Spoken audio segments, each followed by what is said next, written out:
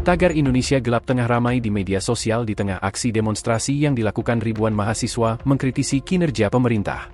Munculnya tagar tersebut direspons oleh Ketua Dewan Ekonomi Nasional, Luhut Binsar Panjaitan. Luhut menepis jika Indonesia dalam kondisi gelap. Dirinya lantas balik mengkritik pihak-pihak yang menyebut kondisi Indonesia gelap. Kalau ada yang bilang itu Indonesia gelap, yang gelap kau, bukan Indonesia.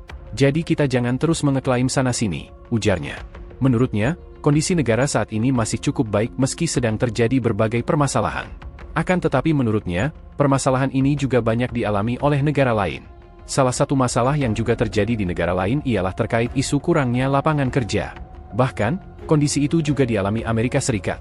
Meski demikian, Luhut menegaskan, pemerintah tak tinggal diam. Pemerintah telah memberdayakan 300 orang generasi muda yang bekerja di perum-peruri.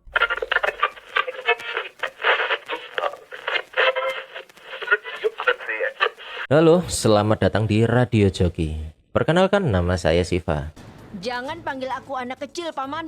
Channel ini isinya akan ngebahas berbagai peristiwa atau kejadian secara santai, supaya kita tidak terlalu dekat dengan ketersinggungan, sehingga kita bisa hidup dengan lebih nyaman. Capibara, capibara, capibara, capibara, capibara, capibara.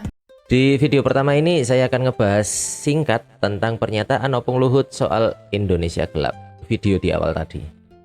Tapi sebelum itu, pertama-tama kita harus mau mengakui terlebih dahulu, kalian ini netral, mendukung, tidak setuju, atau bahkan benci dengan Opung Luhut.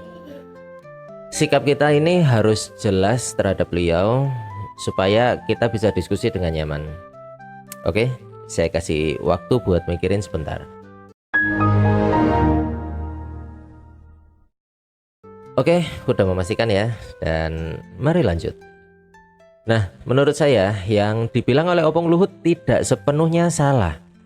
Karena beliau kan ada di sisi pemerintah ya. Jadi sesuai dengan kode etik pejabat, beliau tidak boleh menunjukkan sikap pesimis di hadapan publik. Ditambah lagi beliau kan seorang pensiunan prajurit. Jadi saya sangat memaklumi dengan kerasnya sikap beliau. Ya, mungkin kalian langsung akan membandingkan dengan Pak SBY yang notabene sangat kalem. Tapi ya namanya juga manusia, punya karakteristiknya masing-masing. Lagi pula, akan selalu ada masyarakat miskin atau bahkan hidup di bawah garis kemiskinan. Dan mereka lah orang-orang yang merasakan gelapnya sebuah negara tempatnya tinggal.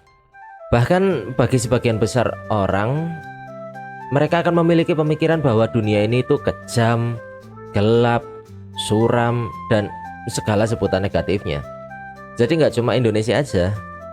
Saya adalah salah satu orang yang lahir di sisi gelap. Saya dilahirkan di tengah-tengah kemiskinan, tanpa orang tua yang lengkap, tanpa tempat tinggal yang jelas, hidup di daerah rawan kriminal, dan bahkan saya berani bilang bahwa pendidikan kalian yang sedang mendengarkan ini kemungkinan besar jauh lebih baik dari saya. Setidaknya sampai usia 24 tahun saya menjalani kehidupan yang bisa dibilang cukup gelap, nggak jelas mau kemana. Seperti yang dibilang oleh Pak Luhut, bukan Indonesia yang gelap, tapi saya terlahir di kehidupan yang gelap. Kalian pasti sering dengar dengan kondisi yang disebut kemiskinan struktural. Nah, saya tumbuh di dalam keluarga yang seperti itu. Jika saya tidak memutuskan untuk berjuang sendiri, kehidupan saya hanya seperti di kubangan lumpur selama belasan atau bahkan puluhan tahun. Sekali lagi, yang dibilang oleh Pak Luhut ada benarnya. Tapi tentunya tidak sepenuhnya benar.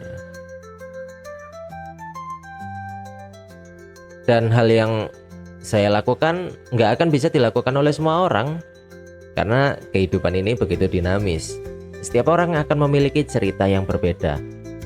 Dan media seperti YouTube inilah yang bisa jadi tempat untuk kita saling berbagi pemikiran dan pengalaman. Saya suka banget dengerin podcast, dengerin ngaji filsafatnya Dr. Farudin Faiz, dan nonton stand up komedi lewat YouTube. Dari itu semua saya bisa belajar banyak hal, terutama dari stand up.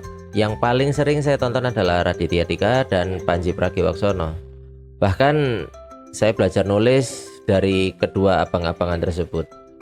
Karena rutinitas kerjaan yang nggak bisa ditinggal, akhirnya ya cuma bisa belajar online kayak gini. Jadi ya sekalian aja bikin channel YouTube. Ya sederhananya sih, channel ini juga jadi media buat belajar berpendapat, belajar objektif, dan sekalian jadi semacam vlog mungkin ya. Tapi kayaknya udah nggak pernah deh lihat YouTube vlog zaman sekarang, kecuali kalau yang di luar negeri kayaknya masih cukup banyak. Atau mungkin sayanya aja yang nggak nemu channel-channel vlog kayak gitu. Ya balik lagi ke pernyataan Opung Luhut, kita nggak akan bisa marah tentang itu, dan rasanya percuma juga marah, karena buat apa juga marah dengan orang yang kita nggak kenal dan nggak kenal dengan kita. Jadi ya yang bisa kita fokuskan adalah fokus ke diri sendiri, menjadi lebih baik lagi.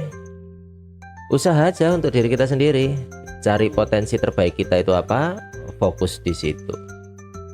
Sekian video perkenalan dari saya, dan sampai jumpa di video selanjutnya.